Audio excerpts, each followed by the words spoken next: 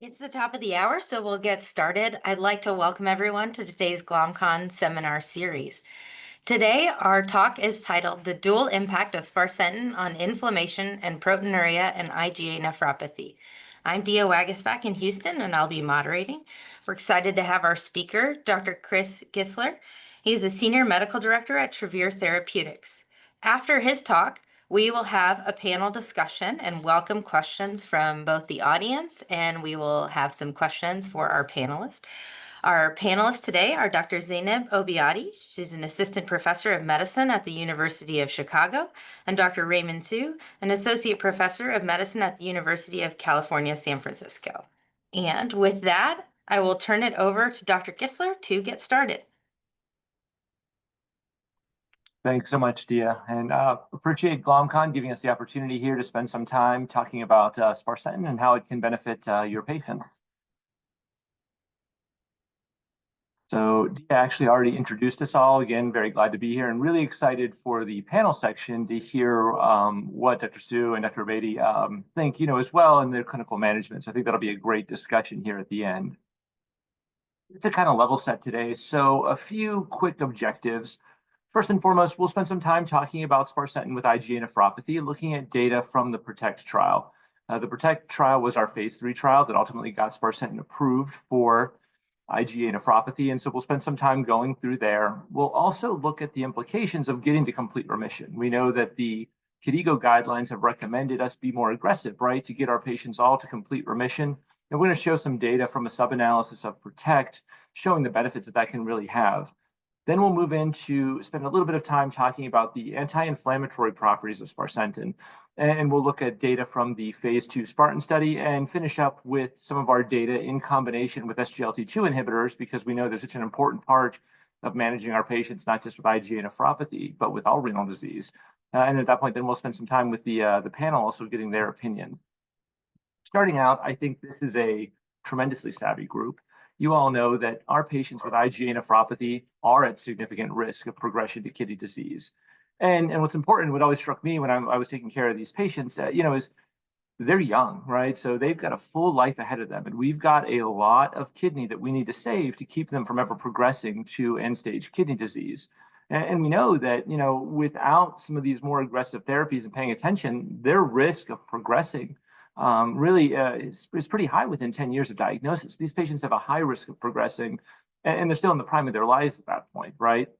And one of the problems, and I think that's something that we need to focus on and also even work with our primary care colleagues on, is earlier diagnosis. Because by the time we even see these patients, about 3/4 of them have already progressed and have stage 3 CKD or worse. So with that, like I said, today, the focus of our talk, we'll be talking about sparsentan and how it's an excellent tool to help manage IgA nephropathy. So to level set, sparsentan is an endothelin and angiotensin II receptor antagonist that's now indicated to slow kidney function decline in adults with primary IgA nephropathy who are at risk for disease progression. And one big update that we're actually very excited about is based on our safety data that we've collected from our trials and from our real-world evidence now with patients on, we submitted to the FDA to receive a REMS modification, and this was granted on August 27th, 2025. And so two big changes to the REMS.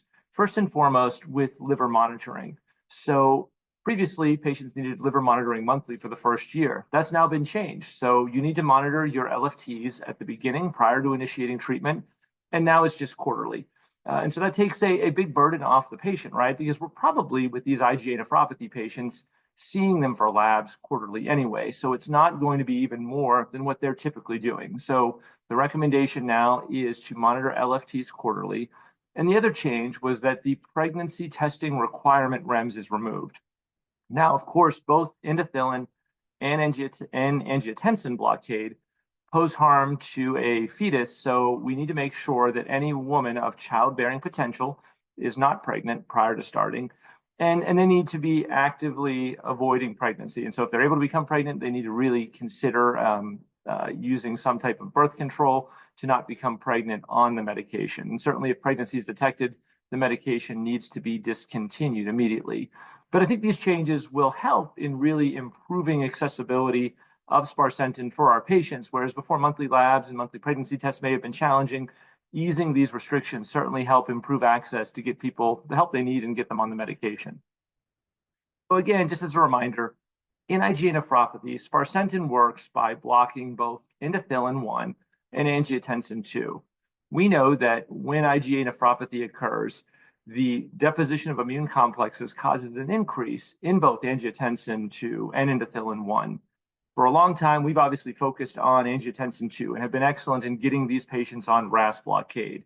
But what we've been ignoring is the endothelin component. And we know that endothelin is quite toxic to the podocyte and other places, in the glomeruli. So by blocking both angiotensin and endothelin with a single medication, a single molecule to optimize angiotensin blockade and also block endothelin, we're providing additional kidney protection. And we're going to show in PROTECT how we see that better, those better results. But by doing this, sparsentan's anti-inflammatory, anti-proliferative, anti-fibrotic, and ultimately reducing protein. So here's the initial PROTECT study that we're going to spend time going through. So here is our phase 3 study that is what ultimately got sparsentan approved for IgA nephropathy.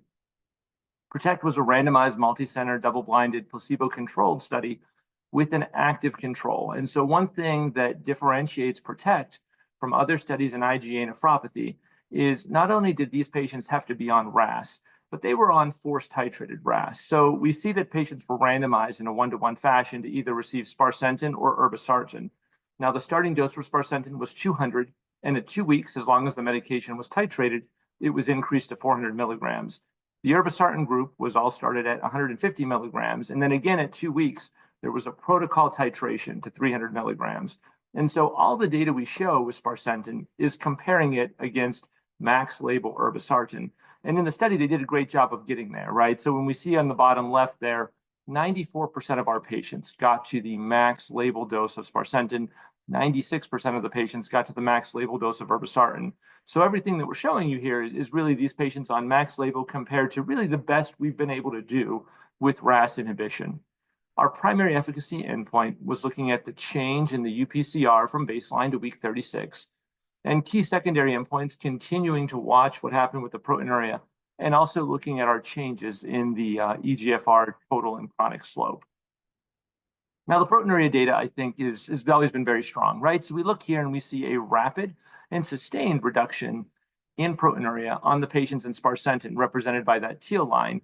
We see that the irbesartan group did have some improvement. And again, that's because they were on RAS initially, but now they're on a forced titrated dose to a max label RAS. So you do see some improvement initially, but that effect tends to wane after over the 110 weeks.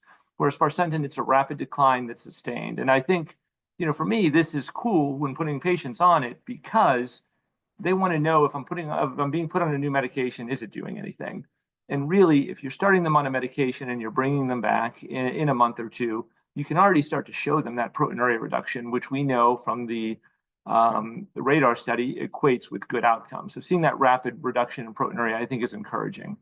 The other point on the right-hand side bar graph here is that sparsentan was more effective in getting patients to complete remission than irbesartan. And so we see if we're targeting complete remission of less than 0.3 grams per day of proteinuria, about a third of our patients on sparsentan got to complete remission compared to 11% of the patients on irbesartan.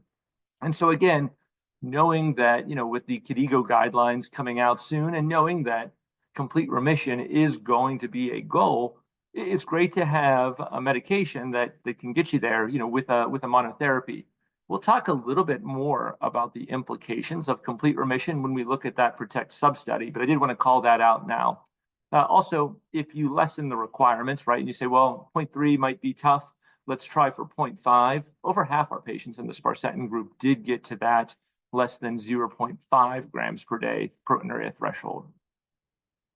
And so how does this translate to the eGFR decline? Because obviously as nephrologists, we're in the business of keeping people off dialysis, right? Especially this group, none of us are here because we enjoy dialysis and rounding in dialysis units. We want to help our patients stay out of the unit and stay active. And so here's the eGFR decline. So again, sparsentan in teal, irbesartan in gray. And what we see is that from year 1 to year 2, we see a slowing in the decline in the eGFR in the patients being treated with sparsentan. These are absolute changes. Obviously, the irbesartan group's declining at a much faster rate. So by slowing the decline in eGFR, we're preserving their kidney function, obviously, keeping them away from dialysis longer. And those benefits tend to get better over time. So the longer the patients are on the medications, the more benefit that we are tending to see in the patients being treated with sparsentan. Now, we know that, talking about eGFRs and slopes are challenging, especially when we talk to patients. So one way we project this out is by looking at an eGFR slope and using it to calculate a time to dialysis, because that's one thing, again, our patients all understand. They never want to go on dialysis, and we want to prevent them. So what we did is we looked at patients with the starting GFR from PROTECT, so around 56, 57 mils per minute. And we looked at their slopes. And we basically said, well, based on that slope, when would you cross an eGFR of 10, which is about the time, right, we would all start thinking about initiating patients on dialysis. And so with sparsentan, based on the slope, you cross that eGFR line of 10 projected out at about 15.7 years, compared to 11.2 years when the patients are on irbesartan. So that's giving these patients about 4.5 more years to be off dialysis. And the other thing of interest is you really lengthen that time again from that GFR of 20 and down. That's giving us time to get these patients on transplant lists, getting them worked up and ready so that perhaps they may never even need to be on dialysis. You may even be able to do a preemptive transplant for these patients that have more aggressive disease, and they never have to go to a dialysis unit, which I think is honestly, an incredible and a great option for these patients. Now, we also compared these patients to standard of care arms from other trials. And so remember, in the other trials, basically they were just on some form of RAS. And this kind of closely mimics probably what we're doing, right? Where we may not necessarily be force titrating RAS by protocol. We look at them, we see them, we're doing okay. We're not going to increase the dose necessarily. And so what we see in these standard of care arms is that these patients ended up needing dialysis projected in about 9 years, right? So based on the eGFR slopes from those studies. And what we see there, though, is compared to sparsentan, they're getting almost 7 years of time off dialysis. So again, I think this is powerful, especially when we're talking to patients. Again, granted, these are projections of time, but I think if we can keep people off dialysis and show them this, that certainly helps patients with their buy-in, wanting to make sure they're on their medications, doing the right thing, staying with you to get well. Now, I want to spend some time on the side effect profile, and the side effect profile for sparsentan was comparable to irbesartan. And so, just kind of call out very common things that we see with our patients with chronic kidney disease. Of note, the LFT elevation there on the bottom. There were 7 patients with LFT elevation in the sparsentan group compared to 8 in the irbesartan group. And again, like I mentioned at the top of the hour here, these data combined with the data from our other studies, as well as our real-world data that we've been accumulating, is why the FDA was amenable to give us that REMS reduction to only now needing to monitor LFTs every 3 months. Blood pressure is also sometimes a concern, right? And so obviously, angiotensin blockade has blood pressure ramifications. So does endothelin blockade. And one of the concerns is, well, is my patient going to be able to tolerate, sparsentan? What we've shown here is that really the blood pressure pretty stable and comparable in both groups. And so you see a small decrease in blood pressure at the beginning, but it's relatively stable, and there's not much of a difference between the blood pressure in the sparsentan group and the irbesartan group. Now, we see that both in the systolic and the diastolic blood pressure. And, in the study, I'll comment, patients in the study, 1% did have to discontinue sparsentan due to hypotension, and 1 due to orthostatic hypotension. But overall, very well tolerated. And these blood pressure data sort of speak to that as well, showing that very similar to the blood pressure changes you see with just RAS by itself. So, quick summary there. So, over 2 years in PROTECT, sparsentan did result in significant reductions in proteinuria compared to maximally titrated irbesartan. The eGFR did decline at a slower rate, and that was a benefit that did accrue over time. And so, the longer they're on the medication, they were seeing more and more benefit, blunting that eGFR slope, slowing that time, slowing that decline, increasing that time when the patients may eventually need dialysis, right? Putting that off as long as possible. And so safety profiles, as we showed, were comparable. with fairly well tolerated blood pressure, right? So I want to still dig in a little bit deeper to PROTECT now. And we've been looking at PROTECT many different ways, but this is a sub-study that looked at the implications of complete remission. And again, because we know KDIGO is recommending that we get all of our patients to complete remission, we wanted to sort of show what happened in the PROTECT population for the patients that got to complete remission. So this was a post hoc analysis, and we stratified the patients differently. So I showed you PROTECT, where we compared Sparsentan to irbesartan. Now, in this sub-analysis, we're looking at it a little bit differently. We're looking at patients that either got to complete remission or patients that did not get to complete remission. And so we'll show you that on the next graph here. So here, dark blue line are the patients that achieved complete remission, defined as less than 0.3 grams per day. The kind of lilac or grayish line are the patients that did not get to complete remission during the course of the study.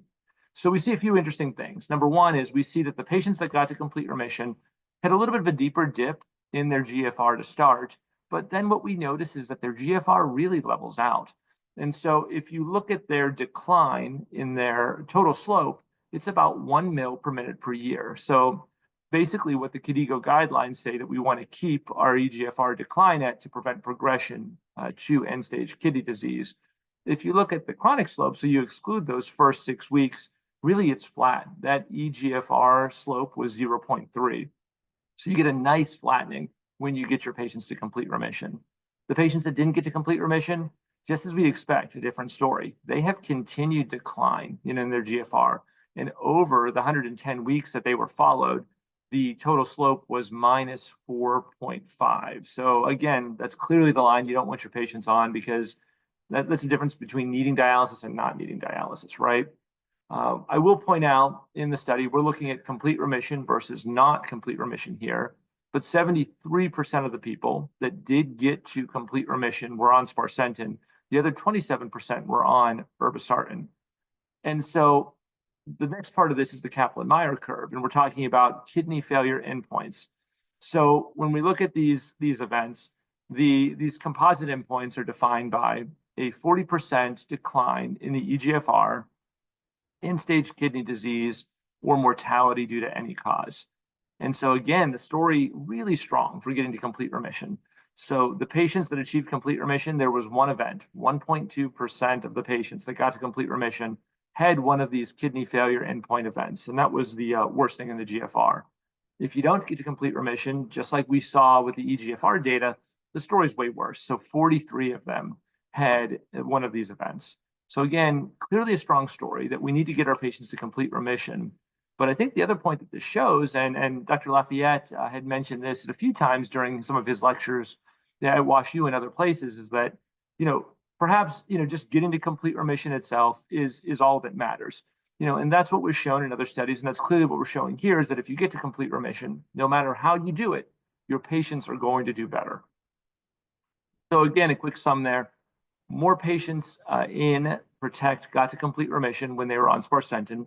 If you get to complete remission, you do markedly better, no matter how you get there. And again, you're avoiding those kidney composite endpoints, as well. So I think these data, from PROTECT have us take a little bit of a step back and say, hey, again, we really need to focus on complete remission. And, may make you question is, does it matter how I get there if I just get there and get that proteinuria down? So we want to take a quick pause and regroup here and move to our Spartan data. We've spent some time through PROTECT showing that Sparsentan had superior proteinuria reduction compared to max label irbesartan. We showed the slowing of the decline of the eGFR. But the question is well, why is that happening, right? What's going on, right? So we have good studies from our phase 3 data. We have preclinical data that suggests that Sparsentan has an anti-inflammatory property. And really the goal of Spartan was a mechanistic study to kind of tie all this together. So before we dive into Spartan, I am going to show you a little bit of our preclinical data, shows the anti-inflammatory benefits of Sparsentan. And so this is from the GDDY mouse model. This is a mouse model that very closely mimics IgA nephropathy. And what we show here on the left-hand side is that the mouse urinary albumin excretion is reduced with sparsentan compared to losartan and certainly compared to control. Now, sometimes, when we're grouping the medications, we're thinking, well, this may just be all a hemodynamic benefit, a hemodynamic effect. But what we show on the right-hand panel is the reduction in blood pressure between the losartan group and the sparsentan group was basically exactly the same. And so what we're showing here is that sparsentan has improvements in albumin excretion in the urine that are beyond just blood pressure lowering, that there's something else here, that there's potentially some anti-inflammatory properties. So when we look further and we look at some of these biopsies from the mouse model, we have three columns: the control on the left, losartan in the middle, and sparsentan on the right. We see that in the study that sparsentan did decrease glomerular sclerosis. It also preserved podocytes and also ameliorated glycocalyx loss. And so, by doing this, we're showing that there's a lot of benefit. And you obviously compare sparsentan to control, we see significant benefit there. But even when you're looking from sparsentan to losartan, we see clear benefit. And now, these are obviously representative glomeruli, but when we actually looked at, throughout the study and quantified it, these data also hold up.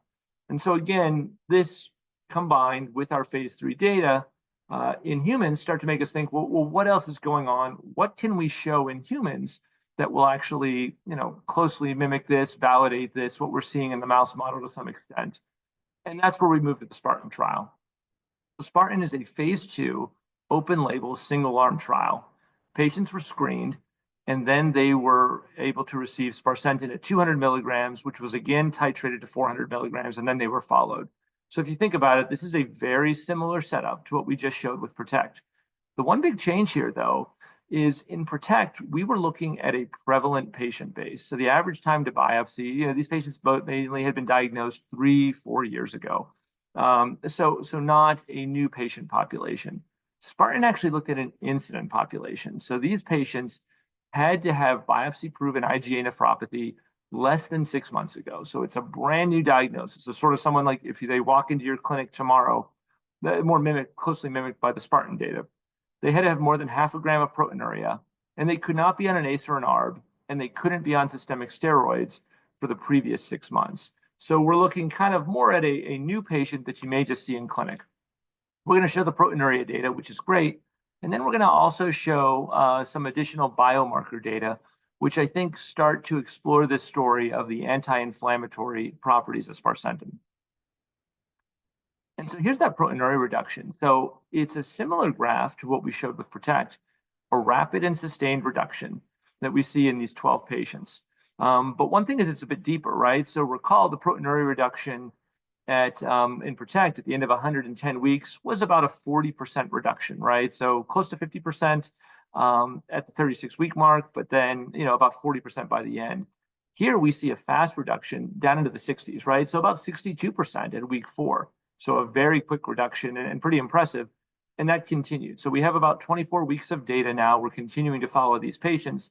We can show you at week 24, it's about a 69% reduction in proteinuria there. And we're thinking about reduction, but let's also think about what their actual levels are. So these patients started with a median protein creatinine ratio of 1.3 grams per gram. By the end at week 24 there, we're at 0.3 grams per gram. So again, we're getting these patients to complete remission, our KDIGO goal. Now, to show the different patients, because it's a 12-patient study, we can kind of show this spaghetti plot here to show what happens.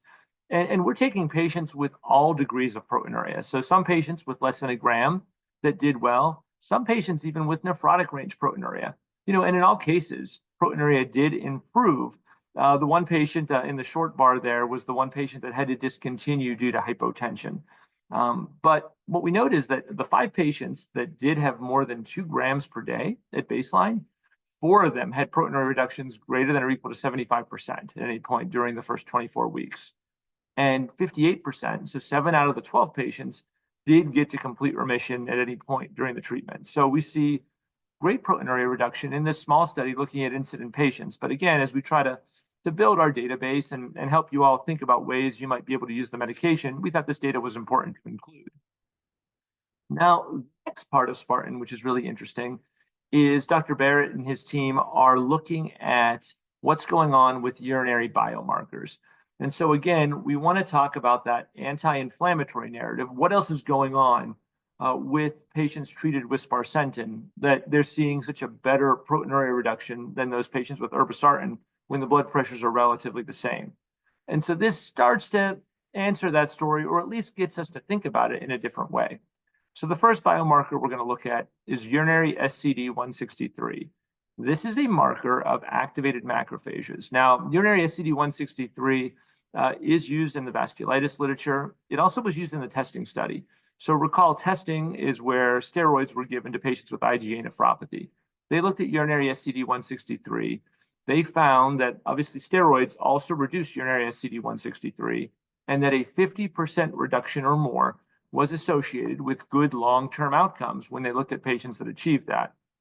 And so here again, we're looking at urinary SCD163 in our patients in Spartan, and we see that at week 24, they're achieving that 50% reduction. So again, we're getting this reduction, reducing macrophage activation without using systemic immunosuppression. Now, again, this is just data from our phase 2 exploratory study, but I think this starts to ask the story of what else might be going on, and I think it's the very start.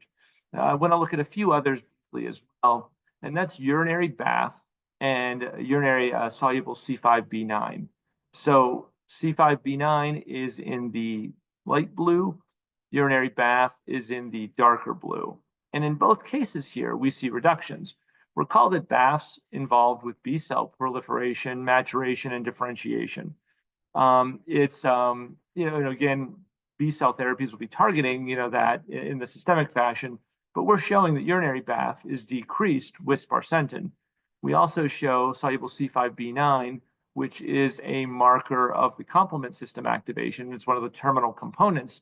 We show that that's also reduced. So again, I think this is the start of an interesting story. And we have our phase 3 data, which is really what should help you decide whether or not sparsentan is the right medication or not for your patient with IgA nephropathy. But now we've gone back because we want to do more mechanistic work to really figure out, well, why, right? Because I think that's every nephrologist, we're curious. This next question is, well, why is this going on if blood pressure isn't the issue? So this is the start of a really interesting story, and Dr. Barrett and his colleagues are still working on these data. We're also going to have biopsy data and some cardiovascular data from this study, and then ultimately we'll be applying some of what we learned here to our samples from the PROTECT study to look again and compare what's going on with sparsentan and irbesartan. So the start of a really interesting story here. The other thing that we want to show, obviously, is safety. And so safety here, we see a small decrease in blood pressure at the beginning, because again, these patients were RAS naive, but overall the medication was well tolerated. As I mentioned at the top of the presentation for the Spartan section, one patient did need to discontinue due to hypotension, but the others overall well tolerated, and we see the blood pressure tracings here on the right, a small decrease as we might expect. So to summarize, sparsentan as a first-line therapy did lead to rapid and sustained reductions in proteinuria, about 70% from baseline. So I think it leads to that story of we need to treat our patients with IgA nephropathy early and aggressively to get great results and not wait and sit on them.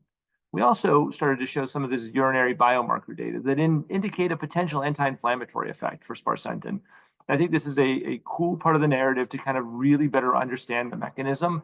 And if any of y'all are lucky to join us at GlomCon Hawaii, this is a plug. Dr. Jonathan Barrett will be presenting these data here on sparsentan in more detail. So please do make some time to check that out.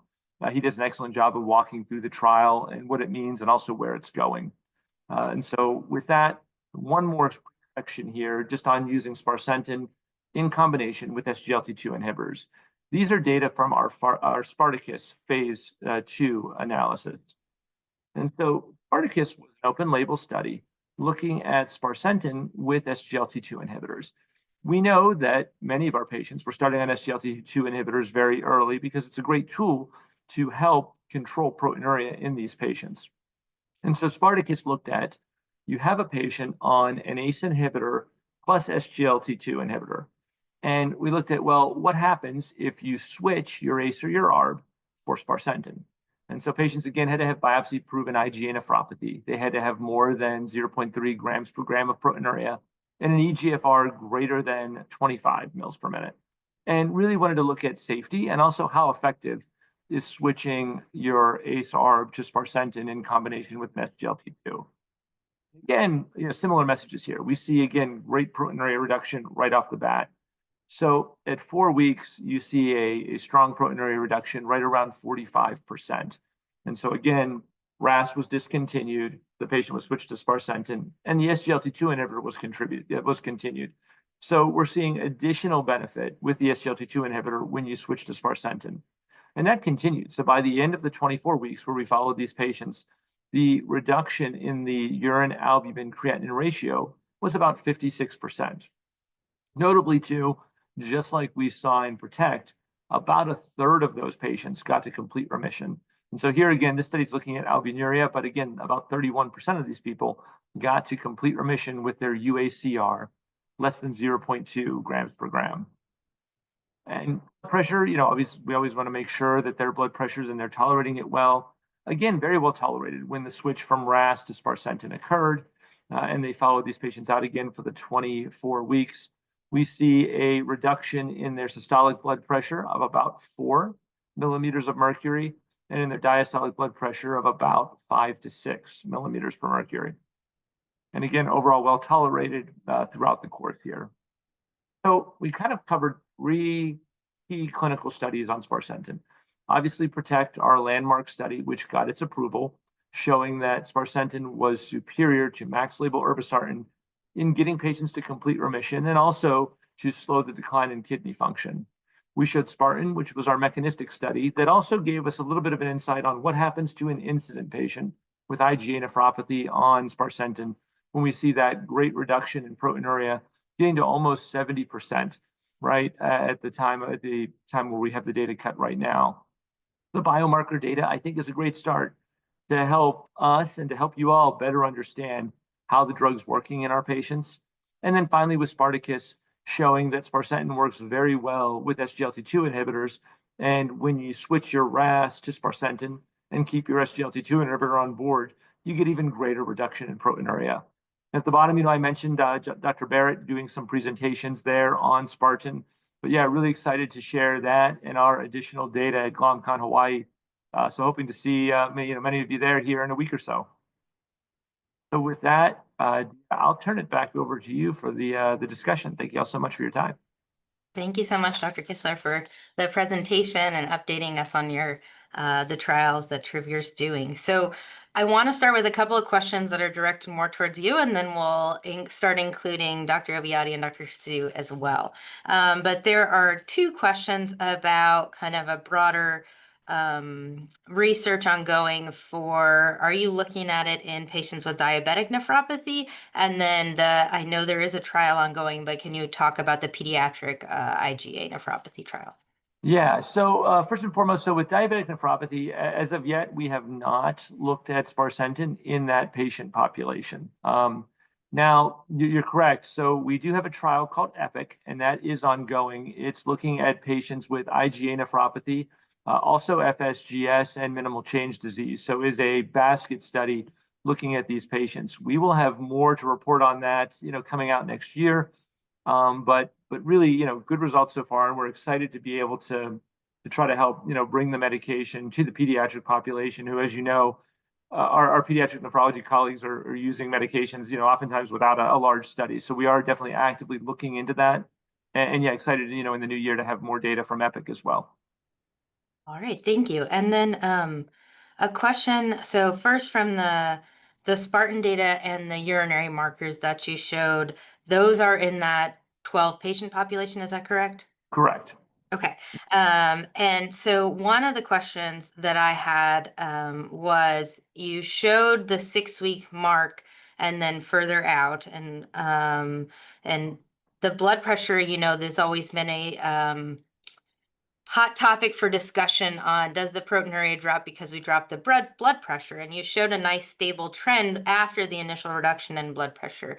So do you have data where we'd be looking at those markers even earlier on than that 6-week time point to see if there's truly a difference in the urinary markers with just blood pressure drop versus actual potential antifibrotic or anti-inflammatory effect. Yeah, so to my knowledge, really the data for the biomarker samples, started at 6 weeks, and will continue out. So we do not have anything before that. Now, I can say that we will be applying, some of what we learned. So we're using this to kind of identify, biomarkers of interest, and we will be able to go back now to Protect and look there, right? And so we're going to then compare what's happening with these biomarkers in the sparsentan group versus the irbesartan group. And again, we're hoping to show that obviously the sparsentan group will have a greater reduction, despite, remember, similar changes in blood pressure there with the sparsentan and the irbesartan group. And so I think more to come here with these data. This is sort of the start, but yeah, we do not have, earlier data than sort of what we're showing, at that 6 week point. And then there was a question in the chat along these lines of, is there any data or data out there, and maybe our panelists may know, they've come across this, of inflammatory markers just in the angiotensin receptor group? Now you would have a subset of those patients in the trial, but do you know if there's anything that exists there on showing reduction? Yeah, I don't know that they've ever looked at that. Obviously, we'll look at it with Protect because we do know, and I agree, I think to their point is, obviously angiotensin inhibitors also probably have some anti-inflammatory properties, as well in the kidney. So we're going to look at that in more depth in the, in Protect with those samples. But I don't know, and I don't know if those guys know either. But I definitely defer to you if you know of anything out there that specifically did a looking at that with RAS. Yeah, I'm not aware of anything myself, but um, let me ask you one more question, and then we'll bring in our panelists to some of these other questions here. But there was a question from Dr. Lau about if you did MES scores in the biopsies and in the Spartan to see what percentage had E1 or C1 and relation with the biomarkers as well. Will we have some data on that? Yeah, we will. So actually, we looked at MES scores in the Protect database as well. And so we'll actually be presenting on that. We'll have a presentation at ASN this year. And so we've submitted the abstract, has been approved. And what we've shown, in some of the earlier data, and we're going to be able to show it more there, is that the patients on sparsentan did well regardless of what their MES-C score, their starting MES-C score was. And so we're going to have more data on that to go. Now, in Spartan, to focus it in a bit more, we actually have baseline biopsies, and then we have biopsies that were done later on at 6 months.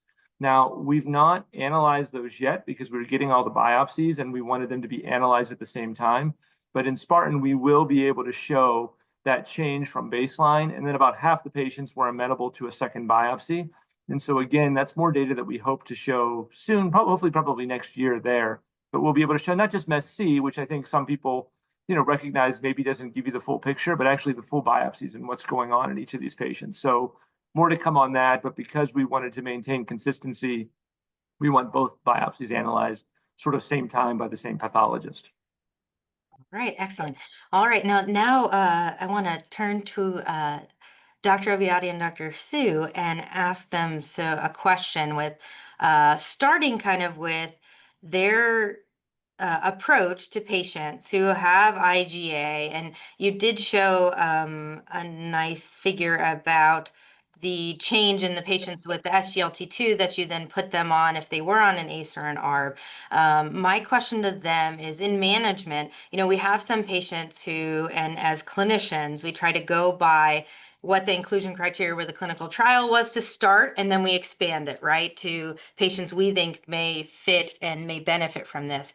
So now that we have this medication to use, you may have some patients who were diagnosed with IgA, maybe from a pathology standpoint, the MES score wasn't too high, had some proteinuria, maybe within that, 0.5 to 1 range, were started on an ACE or an ARB and are doing well with low proteinuria. So is that someone who we need to rethink and consider, do we change them over to a dual agent and with potential benefit given the data in the trial? And how are you approaching that, or how should we be thinking about this differently now that we have a larger armamentarium?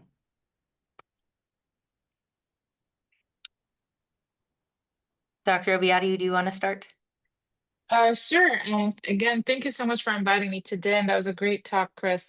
So I think for me, really, because of the changing paradigm of IgA, KDIGO is still formulating that. A lot of it really, I think we need to center it around the patient. So my approach is if the patient is not, at zero point 0.5 UPCR data, then I usually have that conversation with them that yes, you're tolerating ACE ARBs well, but then there's new medication like Sparsentan, which we can start and see if that optimizes your UPCR reduction even more, which also flattens your GFR data. So I actually did that with a patient, but it was really a bidirectional conversation because she was technically close to her goal. But I was like, can we do more? And she was agreeable. And so far, her GFR is stable and she's doing well. So, when I feel like there's things that we can add, I always reflect back on these patients because, as Chris mentioned, IgA patients are very informed and they're younger and they're very engaged with their care. So, it is worth showing them some of the data and where you're coming from to help in that decision-making process. So that's what I would do. Thank you. Dr. Soup? Yeah, I couldn't have said it any better.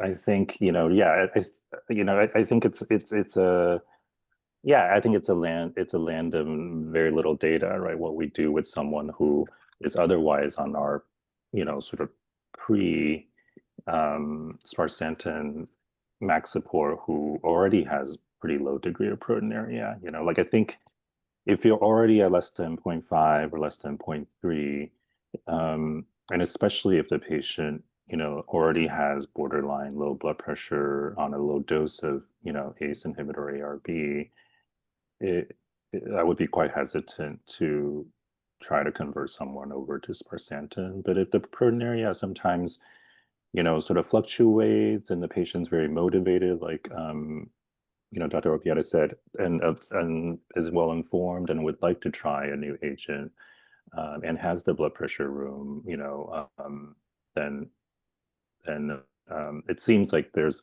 very little harm to trying it to really try to get the proteinuria down to what would be considered like, complete remission in a trial. Thank you. And you brought up blood pressure. And so, the data from the trial and even the kind of new patients in Spartan, although, very small numbers, but still those are kind of those new patients who potentially younger, early in the course of their disease. Blood pressure data looked pretty good. And not, even in the larger trial, only a handful that had to be removed from both arms. I think being glomerular disease kind of specialists here, we see a lot of variation and in different diseases of blood pressure, not tolerating even very low doses of some of our ACE and ARBs potentially, right? And then we talk about a diuretic with an SGLT2 and that. So could you talk a little bit about how you've seen in using this dual agent blood pressure effects and had you, just from real world experience and how you've gone about that? And Well, you can I'll go start first. I since you think, yeah, since you sorry. brought. Yeah. So yeah, I mean, I think for those types of patients, if there's already kind of a borderline blood pressure or low blood pressure going into starting sparsentan, what I might do is check in with them even during or maybe at the end of the very first 2-week 200 milligram period, right? To see, hey, how you're doing with the 200 milligram. If they're already, dizzy or hypotensive with the 200 milligram, then anecdotally, I have kept people on 200 milligrams. They might receive the 400 milligram tablet with their next shipment, but then we can always request for the 200 milligram, change of prescription, request the 200 milligram. I've also had experience with patients for whom we ended up doing like alternating 200 and 400 milligram per day for a while. while they sort of get used to the medication and sort of monitor their blood pressures a little bit more before finally committing to 400 milligram a day. So I think, yeah, I think these are kind of like the real life type experiences that we have to kind of just play around with and sort of figure out what's the right sort of dose for each patient. And Dr. Obaidi? Yes. Yeah, I think I haven't had any issues with blood pressure, to be honest, because these IgA patients already have some degree of CKD, and they tend to have higher blood pressures in the 130s over 80s range. So when I'm switching them out, usually if they're ACE-ARB, they usually tolerate pressures fine. And if I do notice it dropping, then I peel back to the 200 dose and they still do well. What I notice is that if I take them off, so if I do take them off Sparsentan, because of blood pressure, their proteinuria would rebound. And so to me, I would rather keep them on with a lower dose and see how they do rather than not starting it at all. So I did see that with some of my patients.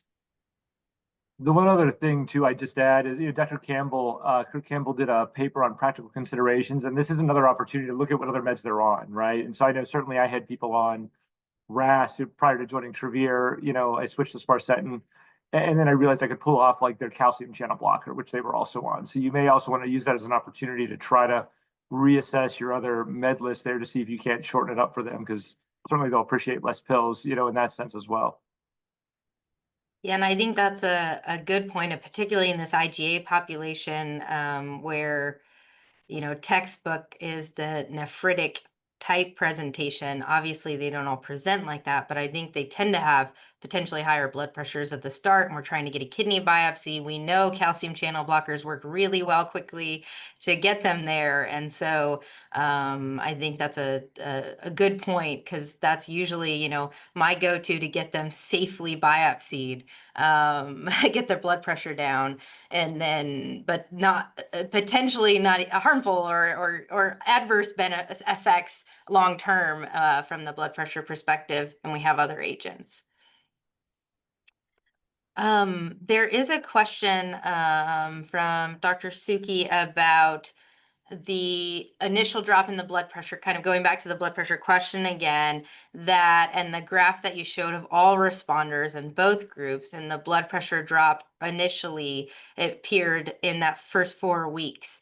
And so the question that's brought up, and I think all of you can comment a bit on this, is, do we think that if there isn't an early drop in proteinuria at that 4 weeks, then are they maybe not going to respond to the medication? Obviously there's not a clear answer to this, but I think, is there something, especially as Dr. Obaidi said, our patients are very well informed. And so they are going to ask for, what should I be looking for? How are you kind of interpreting this and potentially thinking about this in your patients?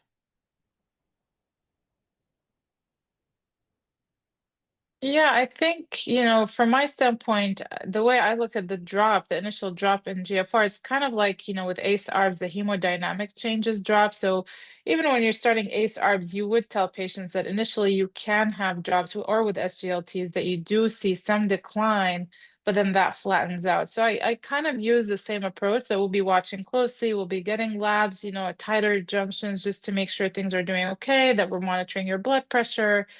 And then if, so at least they're informed that these are the changes that we expect to see. But then after the 6-week mark, you do expect things to, improve. And if not, if it gets worse or something, then obviously you do have to go back to the drawing board and see what else is going on. But I always walk in with the same mindset of ACE-ARBs or SGLTs initiation, that it could be initially a hemodynamic effect that we do expect to see, and then we'll be monitoring closely if anything happens by that time. Is the question about the drop in proteinuria or the drop in GFR? I think it's about proteinuria. Sorry, I think it's the proteinuria. Oh, I see. Sorry about that. That was That's my fault. I set you up for the wrong my. slide. That was my fault too. But I think this slide, Yeah, go ahead. But no, I think that is the right slide, right? I think what this slide is telling us, that you don't necessarily have to achieve the drop in Mhm. proteinuria early to have a better GFR slope. So I think, if I'm understanding the question correctly, I think obviously we love to see it, and we think earlier proteinuria reduction is good, but if they can achieve it during the any time, I guess, through week 110, based on this data, it still portends a good overall kidney function outcome. Yeah, and this even shows from 6 to 12 is the right. Mhm. It's even longer period out, which goes with the comment from Dr. Velez about, seeing it more in the first 90 days in own clinical practice in some patients. I also think that one thing to always consider too is definitely larger patient population, but also at all different stages of the disease process.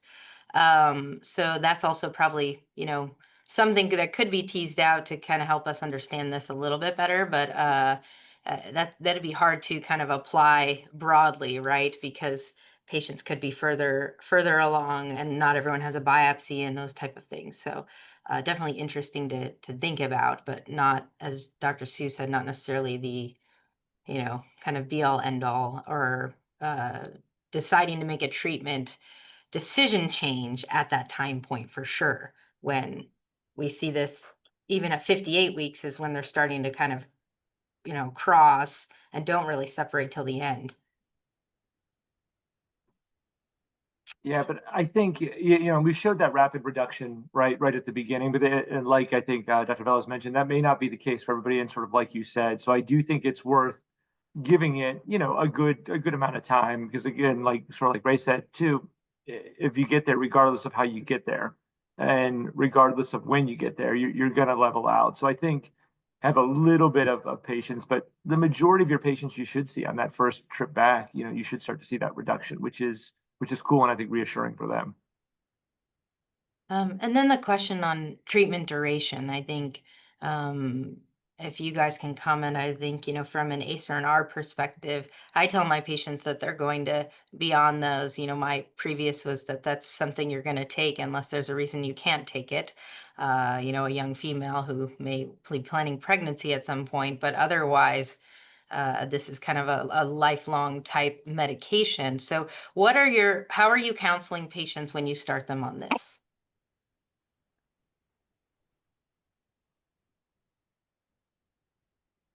I think, for me per se, I think again, this is a very evolving paradigm.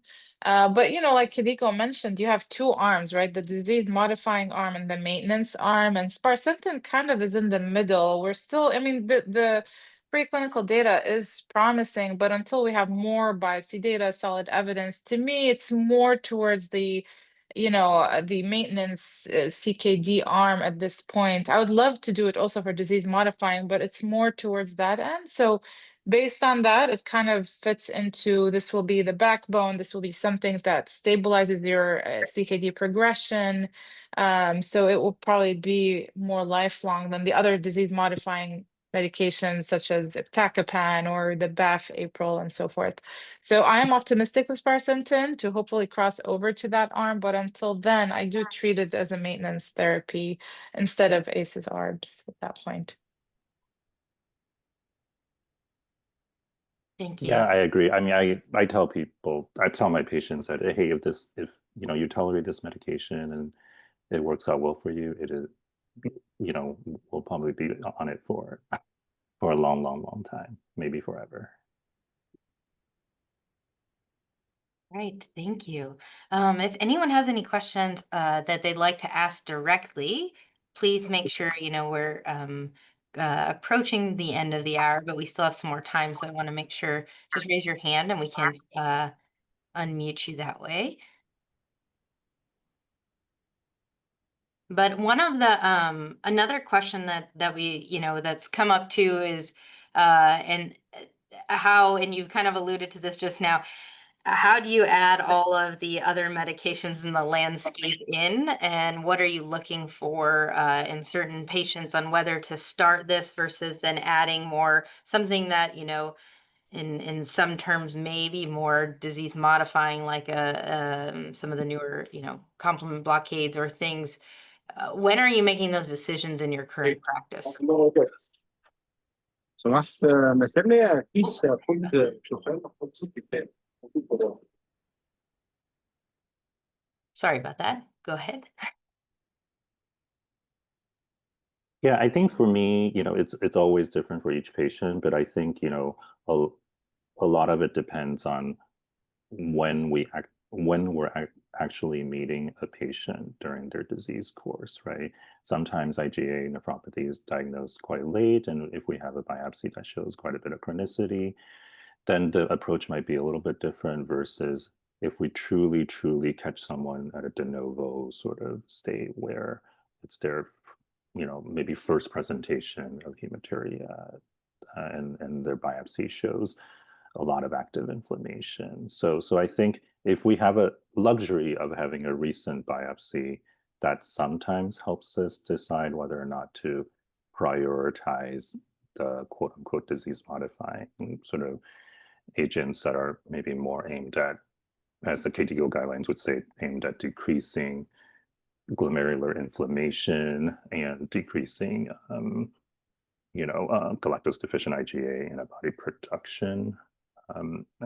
Whereas if we're seeing someone with a little bit more chronicity, if they have CKD, then certainly the decision, it's a pretty, and they have significant proteinuria, then it's a pretty easy call to attempt something like Sparsentan, but also still consider disease modifying sort of anti-inflammatory therapy as well. So as I think, I think this is kind of an individual decision and shared patient decision approach, with each patient. And I think the field is a little bit premature for us to have a definitive answer for everyone. Yeah. Yeah, I think I agree with Dr. Sui too. For me, again, it all depends on the biopsy. If it shows active inflammation, crescents, then I'm, going to the armamentarium of disease modifying, right? So I had a patient where I had to start iptacopan because he had crescents, and and I needed to do something urgently to slow down that inflammation. Once that's under control, 3 months in, and or even less than that, depending on the markers and how it's doing, then I add more of the chronic, medications to optimize that proteinuria reduction, whether it's sparsentan or SGLTs, because your goal is different. Versus if it's more scarring, as Dr. Sui mentioned, then you're targeting more of the ACE ARBs, Sparsentan, or SGLT2s. And just to be mindful, like as you're doing these disease modifying therapies, if you do layer them really quickly, stack them up really quickly, then you don't really know which one's really effective or not.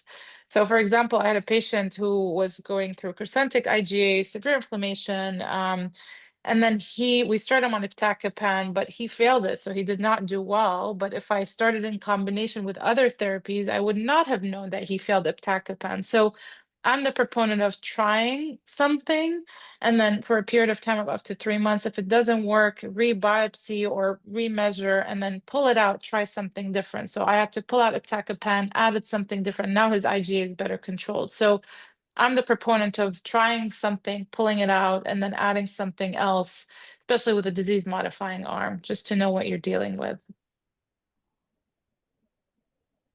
Yeah, I think that the one of the hardest things in this disease is that we don't have great markers to monitor response, right? We're using proteinuria, and kind of goes back to who are the patients who dropped initially versus the ones who dropped later on their proteinuria, halfway through the trial design, and follow up. And I think that's what's the biggest challenge right now too. And we get a lot of questions even on our, GlomCon sessions and things of what do you do first? What do you do that? And as I think Dr. Hsu nicely put, we're very early in this. And part of the reason we lack the ability to give that kind of really precision medicine approach is because we're still working on figuring out what is that precise markers we're looking at, or what is the whole clinical picture. And we need more markers, more information to help guide us, I think. But it's great that we have something potentially, and I think like Dr. Velez said, something that's a background medicine that looks, kind of, he's using it in place as a long-term maintenance. I think that we have definitely a lot out there to help now. We just have to figure the pathway, which will be interesting to see how the KDIGO group helps guide us. But I think we'll be having this discussion over and over, and of how to do it, and continuing to gather data on what real world patients are doing, how they're doing, to help guide us. Now, we've answered most of the questions. It's been a great discussion. I wanted to leave it to you guys if you have anything last that you'd like to say, and then Dr. Gisler, you can have the final word.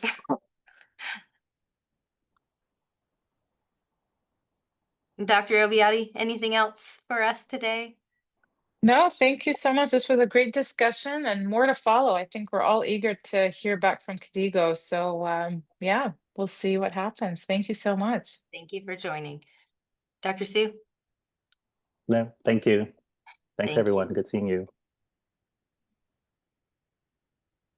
And no, Dia, from our standpoint, on behalf of Travere, thank you all so much for letting us kind of participate in the discussion with you and help you partner, to take care of your patients.